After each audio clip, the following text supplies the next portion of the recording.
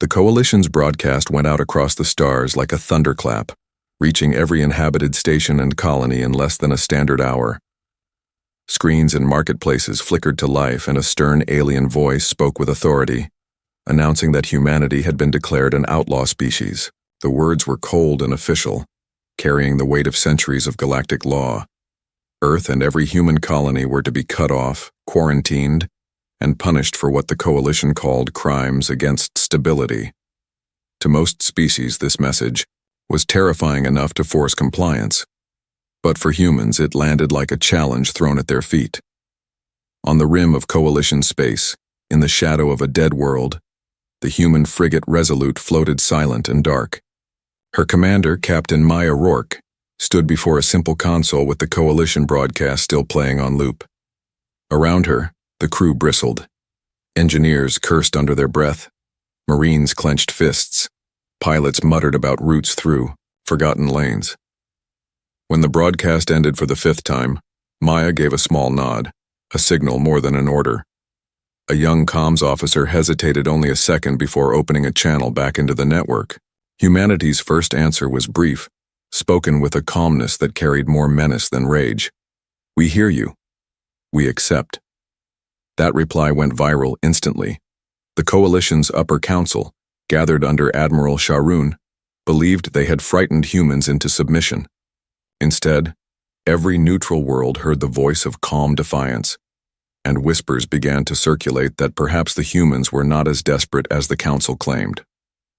To reinforce their declaration, the Coalition launched a demonstration raid against a frontier settlement. They meant it to be quick, a display of overwhelming force to scare other colonies into silence. Instead, it revealed something different. On that settlement, Scholar Leth, a xenohistorian loyal to the Coalition, watched as civilians were herded into pens and the local water stores poisoned to make an example.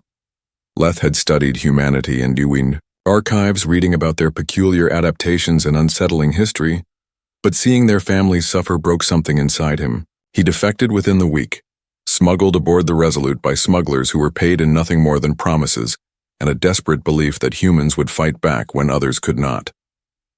Inside the frigate's dim war room, the first true strategy session began. The officers spoke not of survival but of response. Maya's voice guided the storm of suggestions, shaping a plan not to win one battle, but to force the Coalition to reveal its weaknesses. Humanity could never match their numbers or fleets, but they could draw blood, spread doubt, and turn every victory into a Pyrrhic cost the Coalition could not afford. Meanwhile, across the galaxy, war correspondent Corey Sen carried a camera drone through smoke and ash, broadcasting live images of the aftermath of the Coalition's raid. He was not human, but something in the resilience of the survivors made him stay. His footage showed children walking among burned-out transports, stubbornly carrying water to the wounded. It showed human farmers lifting debris with their bare hands, faces smeared with ash, refusing to abandon one another. These images carried further than any speech, reaching hearts the Coalition could not silence. Admiral Sharoon saw the leaks but dismissed them. To him, humans were merely animals that had learned to shape metal, loud creatures from a dangerous world who could be broken once their nests were crushed. He underestimated what a formal declaration of war truly meant to humanity. He thought fear would bind them, but instead it welded them together like steel. Back aboard the Resolute, Sergeant Teo Alvarez checked his squad's gear. They were restless, eager for action, their nerves tight but their resolve stronger. Teo reminded them what was at stake, that their fight was not only for Earth but for every name that had already been lost. They were not fighting for glory, but for debt. And that was a currency humans never failed to repay. When the Coalition broadcast was replayed yet again on a distant station, the final words of humanity's answer echoed louder. "We accept." To the galaxy it sounded like madness, but to humans it was tradition. A challenge accepted meant a fight promised, and a fight promised meant it would be finished no matter the cost. And so the first sparks of the war began, not with fire, but with a voice calm and certain, promising that humanity would not run, would not beg, and would not forget. This was only the opening act. And though the coalition believed they had declared war upon the weakest link of the galaxy, they would soon learn they had just placed themselves against the deadliest species ever to crawl out of a death world's gravity well. Humanity had heard the call, and humanity was coming.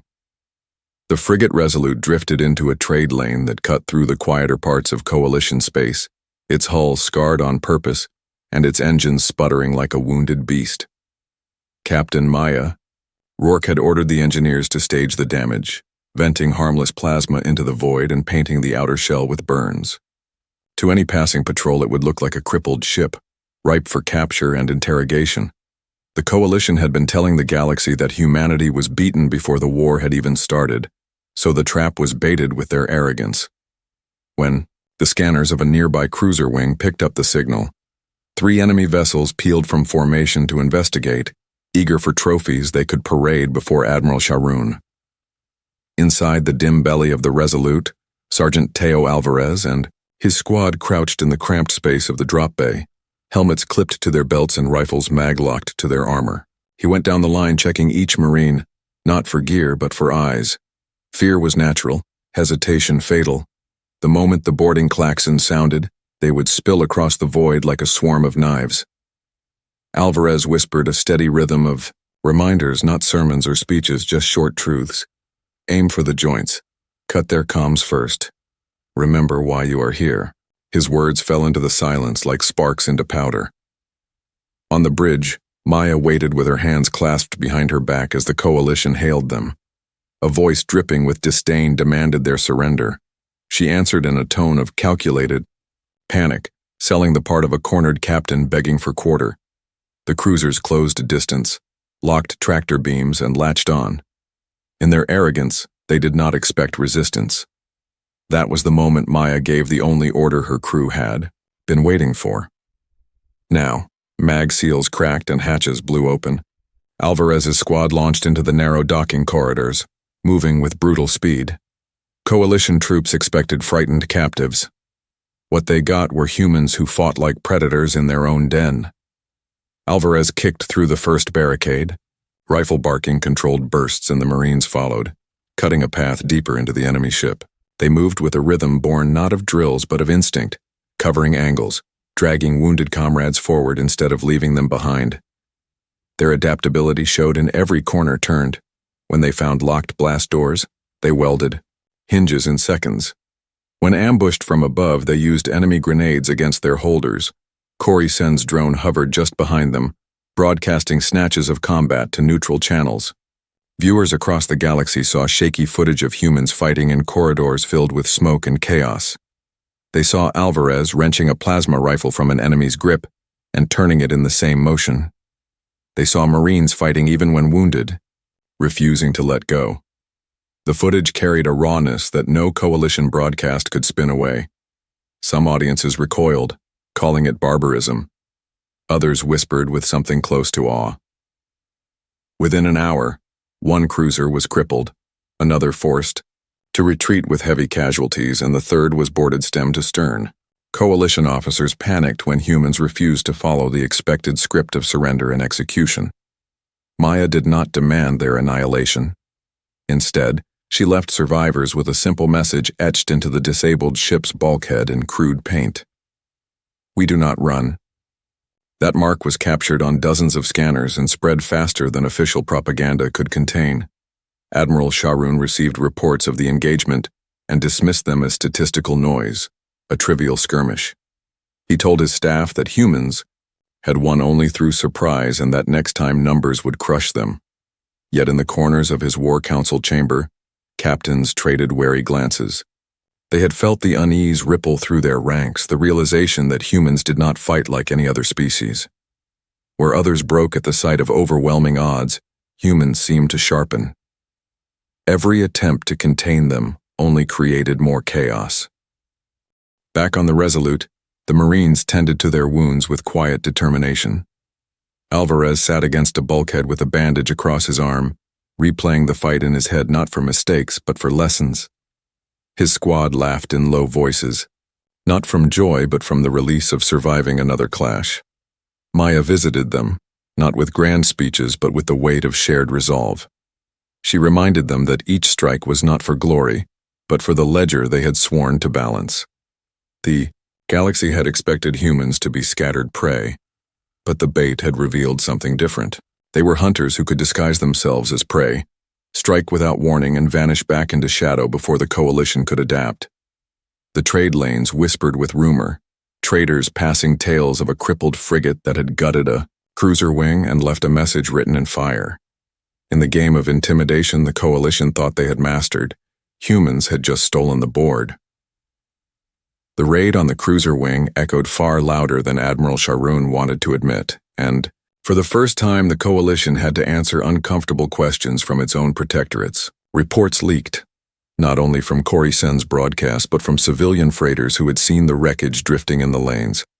Rumors spread that the humans had survived the blockade, and not only survived, but struck back with a precision that left even trained soldiers shaken. In council halls far from the front, delegates demanded to know why an outlaw species with no formal fleet was able to make seasoned cruisers retreat.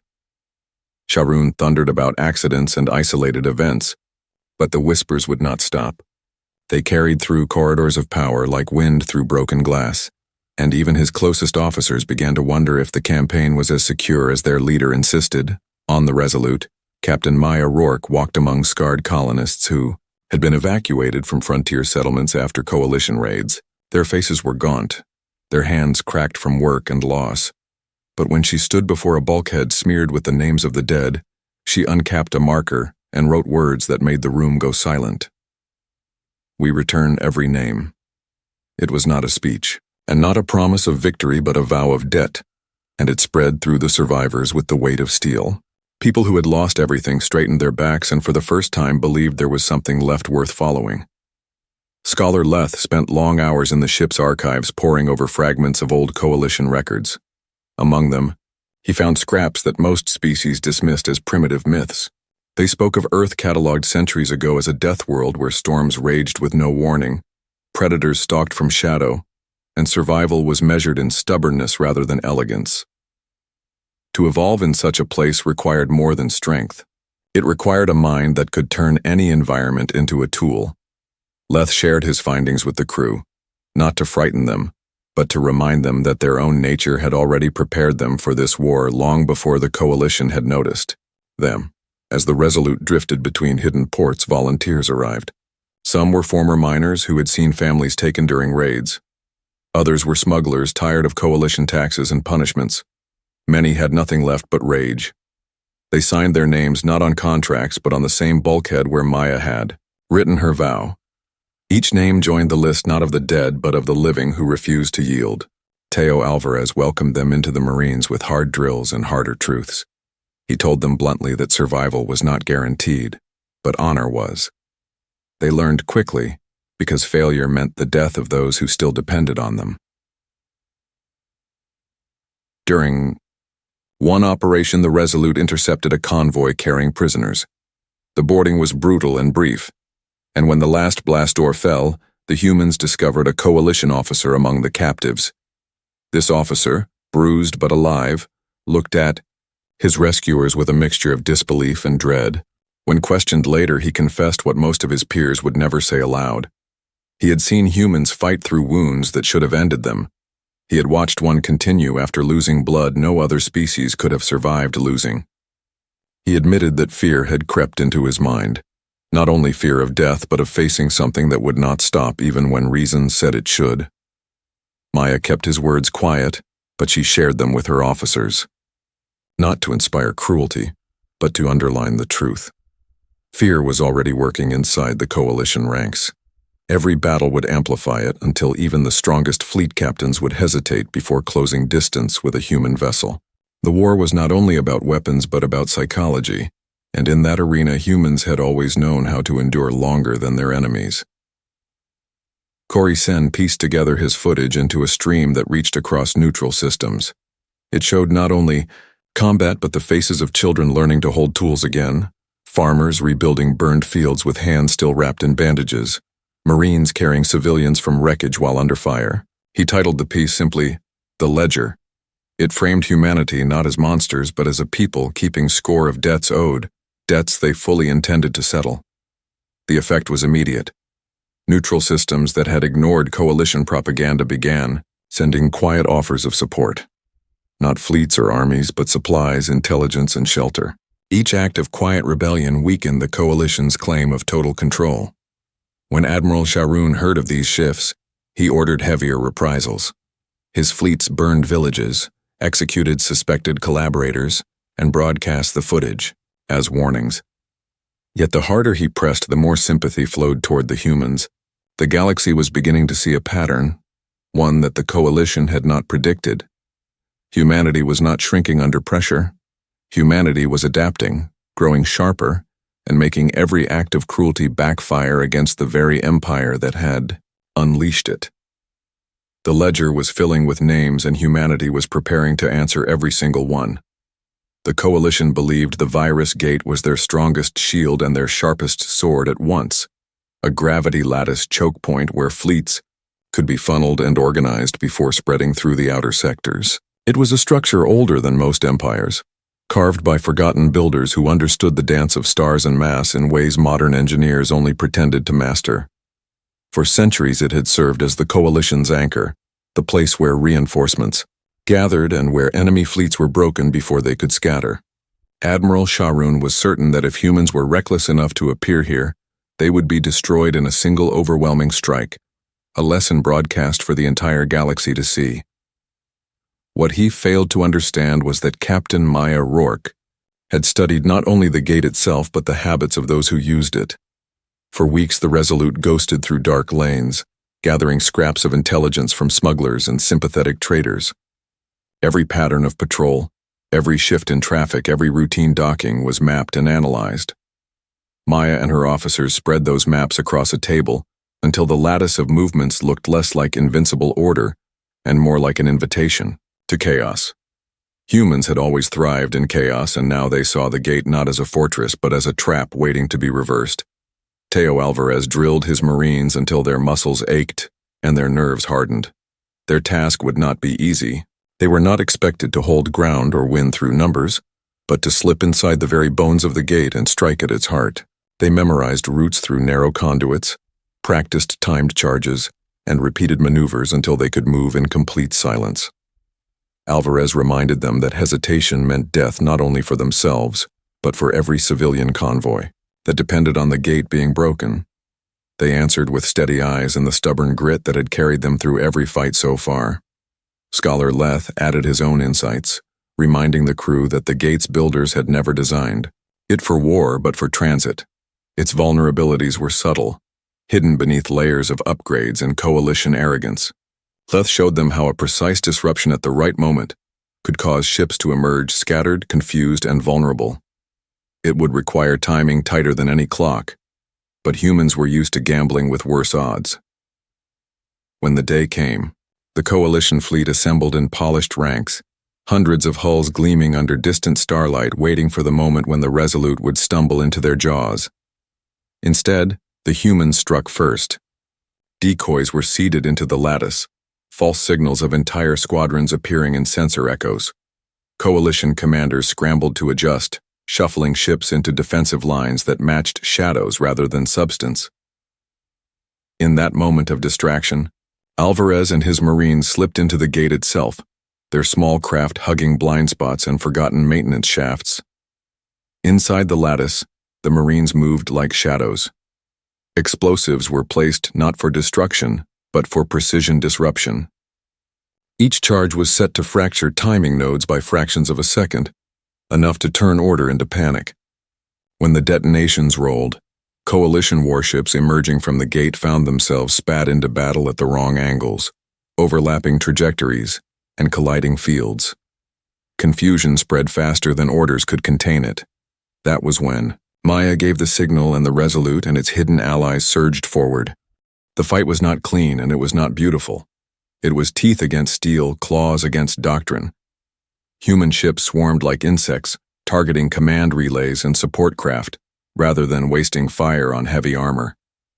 Alvarez and his squad fought through the corridors of a station clamped to the gate, planting charges that turned orderly docks into a maze of fire. Corisen's drone caught images of Marines dragging terrified civilians from collapsing chambers. carrying them across open airlocks, while plasma fire carved the walls around them. Those images streamed across neutral systems and ignited a wave of outrage.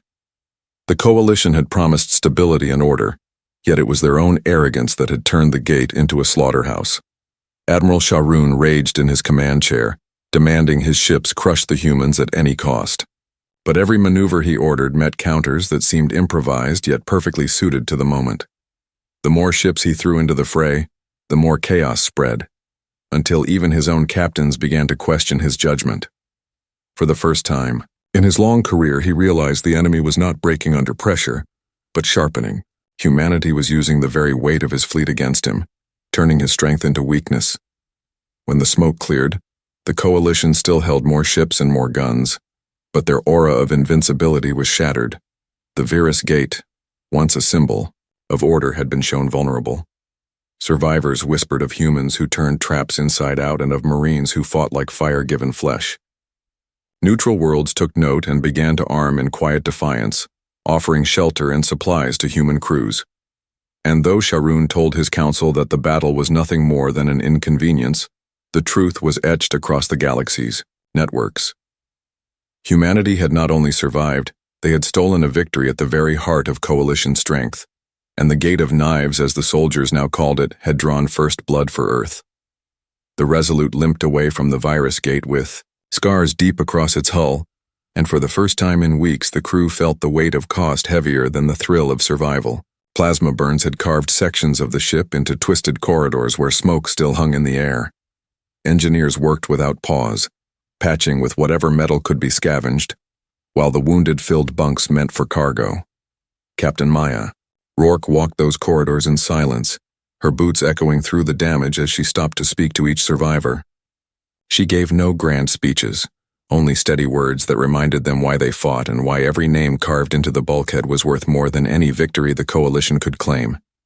Sergeant Teo Alvarez sat with his Marines in a dim medbay, his left side wrapped in bindings that glowed faintly from the heat of cauterized wounds. His squad had been ordered to hold a corridor during the evacuation of civilians trapped in the station clamps of the Virus Gate. The choice had been brutal: either withdraw to safety and let the evac shuttles be cut off, or hold the line against waves of coalition troopers. Teo had made the decision before his captain could even issue the command.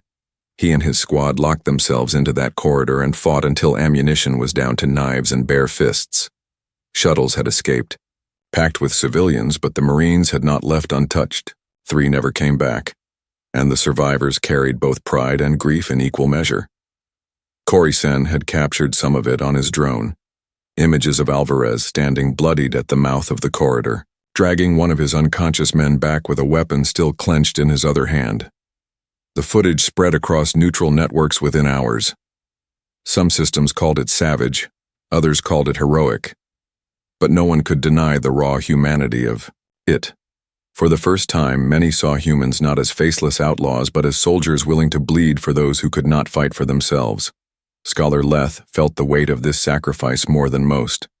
He had chosen to stand with humanity, and every death in their ranks reminded him of his responsibility to tell the galaxy who these people truly were. He recorded testimonies, writing that humans were not reckless destroyers but guardians forged in hardship, a people who accepted pain as part of their bond with one another. In his words, he described them as grim but not cruel, as dangerous but never without reason. He released these writings alongside Corey's footage, and slowly the image of humanity began to shift. They were no longer merely the coalition's declared monsters. They were something more complex, something harder to dismiss. Yet while sympathy grew, Admiral Sharoon saw only weakness in the losses suffered by the Resolute. He ordered his fleets to intensify their campaign, convinced that more pressure would shatter what little resolve humanity had left. His broadcasts boasted of burning settlements, of punishing collaborators, of crushing resistance with overwhelming firepower. But every atrocity he ordered only strengthened the resolve of those watching. Neutral worlds that once turned away began to smuggle weapons, parts, and fuel to human crews. Farmers gave up stores of grain, engineers risked execution to pass along star maps, and small militias pledged loyalty to the cause of those who refused to break. Maya felt the weight of these shifting tides, but she never allowed herself the illusion that victory would come without pain. She sat alone in her quarters and recorded letters to the families of the fallen Marines, speaking each name with the respect of a commander who understood the debt could never be fully repaid. She told them of courage shown in corridors filled with fire, and of choices made to save the innocent. Her voice was calm, but when the recordings ended, she sat in silence for long stretches, her hands clenched as if to hold back the grief she could not show. Teo Alvarez returned to duty before the medics cleared him, his body aching, but his will sharper than ever. He trained new volunteers with the same hard truths he had given his first squad. He told them that fear would not kill them, but hesitation would, that pain was a signal, not a barrier, and that in the ledger they carried every name counted more than their own. His words struck deep, for they came not from theory but from a man who had already stood in the fire and chosen to stay. The coalition thought humanity would falter under the cost of refusal, but instead every loss became fuel for a greater storm. Across the networks, Corey's broadcasts and Leth's writings painted a picture of a species that did not yield when broken, but rose stronger from the ashes. The ledger on the Resolute's bulkhead grew longer with each day, filled with names of the fallen and names of volunteers alike. Humanity carried those names not as chains but as weapons, each one a reason to fight harder, strike deeper, and refuse surrender. The war was not weakening them, it was tempering them, and the galaxy was beginning to understand that the coalition had underestimated what it meant to fight a people who turned grief into resolve. The cost was high, but the humans had already accepted that they would pay it until the very end. The galaxy had begun to murmur with unease, and those whispers soon became louder than Admiral Sharoon's proclamations of control. Humanity, thought to be broken, had instead gathered strength like a storm pulling power from the sea.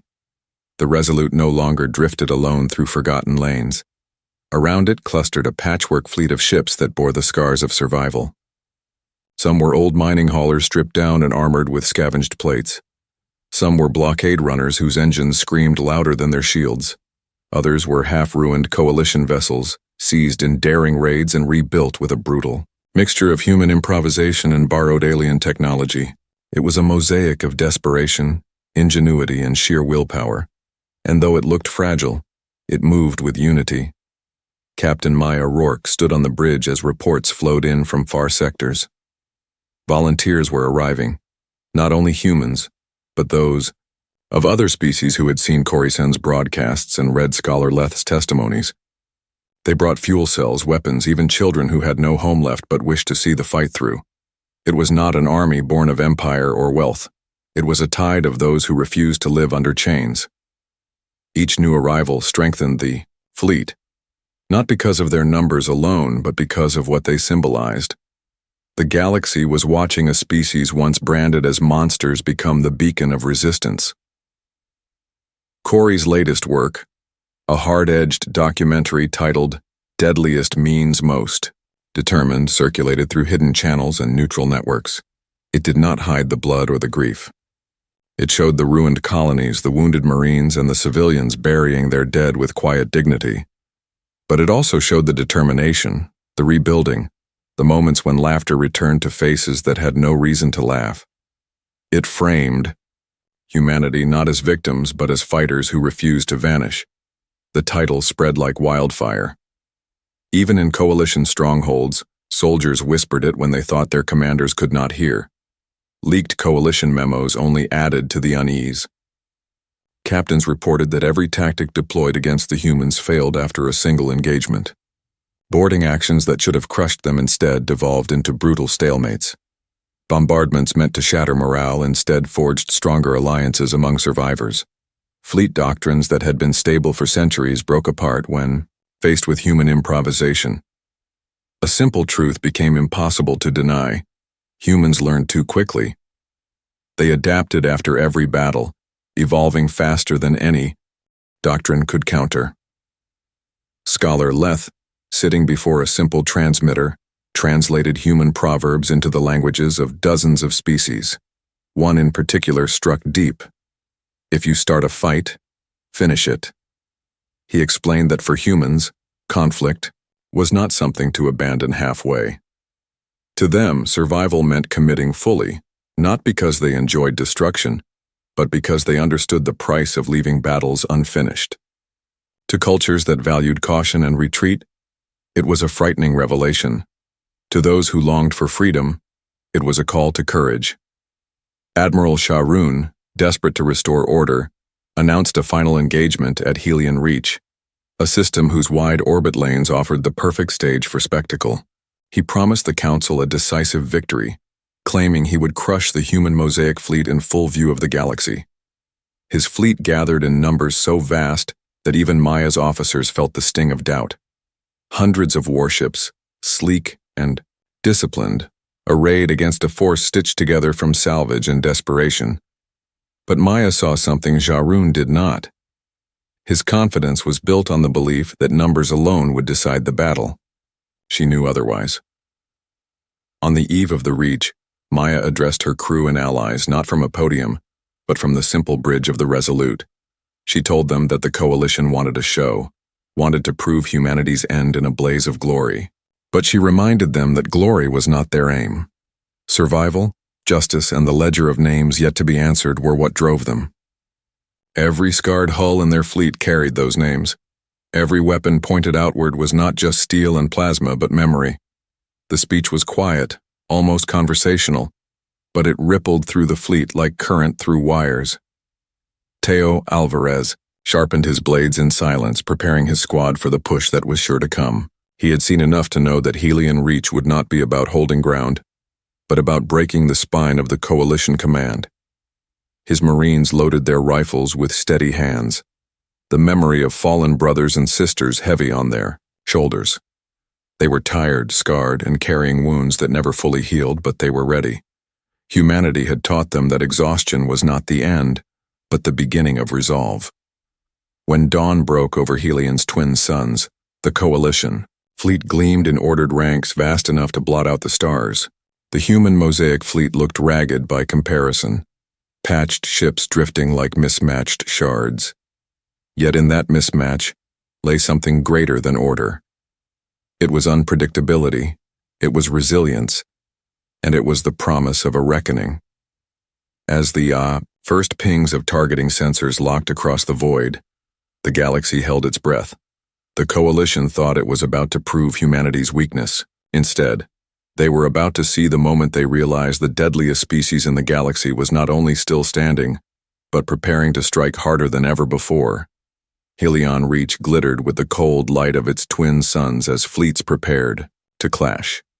The Coalition stretched across the void in ranks so precise that it looked like a wall of polished steel, banners of dominance shining from their flagship. Admiral Sharoon stood at the center of this storm, convinced he would deliver the decisive blow that would erase humanity from history. His voice thundered through comms, promising the Council and the galaxy that the war would end today, with the extinction of the upstarts who dared defy them.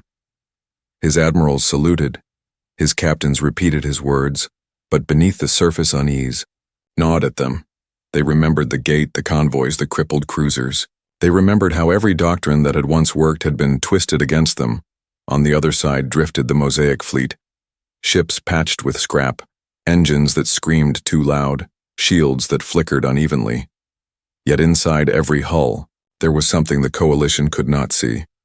Resolve thicker than steel, anger hotter than plasma, memory sharper than any blade. Captain Maya Rourke looked over the battle map, calm eyes reading the storm like a gambler reading cards.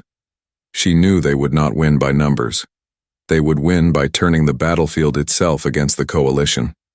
Her orders spread across, the fleet like whispers carried by fire. Formation 1 was never meant to hold. It was meant to lure.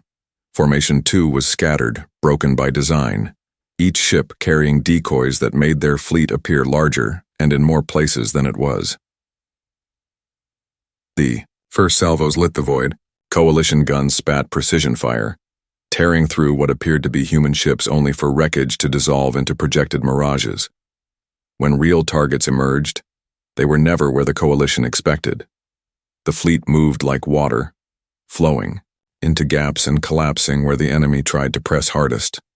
Maya stood at the center, her voice steady as she called changes faster than any algorithm could process. She knew the coalition relied on doctrine that moved like machinery. She fought by instinct, by human unpredictability, by turning chaos into a weapon. Sergeant Teo Alvarez and his Marines waited in the dark belly of drop shuttles, the vibration of engines rattling their armor. Their task was the most dangerous: break the coalition command chain by severing the flagship from its escorts. The moment came when the Resolute and its allies feigned retreat, drawing escorts away in the heat of pursuit. Alvarez's shuttles punched through the gap, skimming under flak fire and ramming onto the flagship's hull. Hatches blew, mag clamps bit metal, and the Marines stormed into the corridors of the Admiral's Pride. They moved like wolves, carving a path through defenders with the precision of soldiers who had already chosen to give everything. Scholar Leth broadcast live from the Resolute, his voice translating across 100 tongues. He did not show the fighting, but the choice being made. He offered surrender terms to coalition crews, promising mercy to those who laid down arms. Many laughed at first. Certain humanity could not keep such promises. Then ships began to shut down their weapons. Captains who had no loyalty to Shahrun but only to survival began to heed the call. The fleet fractured not from the outside but from within. Inside the flagship, Alvarez fought his way to the command chamber. His squad was reduced, armor scorched and blades wet with battle, but he pushed through. There he found Admiral Shahrun, raging at failing screens, his voice still booming commands that fewer and fewer ships obeyed.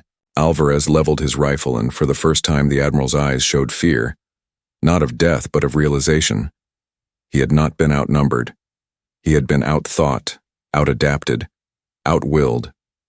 The deadliest species had never been their weapons. It had been their refusal to stop. As the flagship systems failed, Maya ordered the signal sent across all channels. Humanity's message was short, not boastful, not triumphant. The war is over when every name is answered. Those words rolled through the networks louder than any cannon. Crews laid down arms, protectorates rose against the coalition, and neutral systems declared they would never again bow to an empire built on fear. Corey Sen's final broadcast from Helion Reach showed not victory parades or burning wrecks, but Marines lifting wounded enemies from shattered halls, engineers pulling survivors into shuttles, and a captain standing calm as stars burned behind her. The galaxy saw not monsters, not outlaws, but guardians who had turned debt into destiny. When the guns fell silent and the Reach cleared of smoke, the coalition was broken, its admiral defeated, its myth of invincibility shattered. Humanity stood, bloodied but unbroken, carrying forward a ledger that would never be forgotten. And as the last broadcast ended, one line echoed across systems near and far, a line that marked the close of war and the rise of something new. The galaxy held its breath as the echoes of the last battle faded into the void. Stars burned quietly over worlds that had feared the humans, and in that silence the survivors of the fleet drifted together. Their hulls scarred, their engines whining, but their spirits unbroken. Captain Maya Rourke stood on the bridge of the Resolute looking out at the remnants of what had been a mighty armada that sought to crush humanity, and she felt the weight of every life lost, every decision made in the chaos of fire and metal. It had been more than a battle. It had been a declaration, a reckoning that the species that had once been underestimated would never bow or break, no matter how many fleets were thrown against them. Across Helion, Reach Marines and engineers moved side by side, carrying wounded enemies, offering aid to those who had tried to annihilate them, showing mercy that would be remembered longer than any shot fired. Their actions rippled through communications across systems, broadcasting not only the defeat of the coalition, but the rise of a new order where fear no longer ruled. The council world sent delegations to negotiate terms not with arrogance, but with respect for those who had stared annihilation in the face and smiled. Humanity had rewritten the rules of engagement, had turned cunning and courage into weapons, far more devastating than any railgun or plasma cannon, and every system that had doubted them now recalculated the meaning of power. Within the Resolute, the crew celebrated quietly, knowing this victory was not the end of their trials, but a beginning. They repaired what could be repaired, patched the wounded ships, and held memorials for those who would never see the suns rise again. They spoke stories of bravery and sacrifice, of moments when instinct had outshone strategy, when willpower had defeated technology and the galaxy listened. Humans had become a legend not for conquest, but for their audacity, their refusal to yield for the defiance that burned brighter than any star. Even children in distant colonies would grow up hearing of Helion Reach, and the day when humanity faced the deadliest species and survived not through might alone, but through heart, through unity, through an unshakable belief that no force could crush them completely. In the end, Maya transmitted a final message across every channel, a simple declaration that carried the weight of countless lives and the promise of the future. Humanity endures, the galaxy remembers, the stars bear witness, and for the first time in eons the void seemed less empty, because one species had chosen to stand tall and demand to be counted the end.